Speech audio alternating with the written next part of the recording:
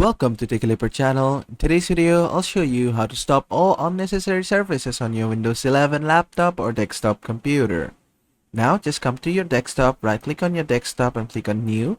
Then just click on Text Document. And you need to rename this text document to anything, but make sure to set it to .bat. Make sure the extension file is .bat. Click on Yes. Then just right click on it, click on Edit in Notepad. And then from the comments or the description of this video, you'll find this code.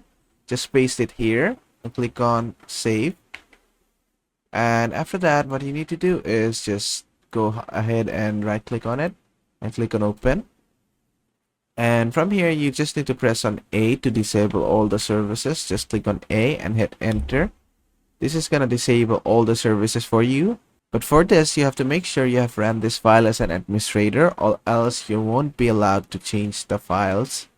So just make sure you right click on it and click on Run as Administrator. And after that, you hit A and you hit Enter. This is going to disable all the service for you.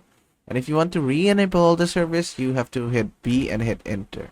So basically, just by doing it, you can re-enable or disable all the services that is not necessary for you.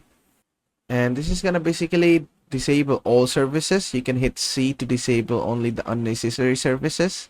So I recommend you do this, and that's basically it. Then just go ahead and restart your computer.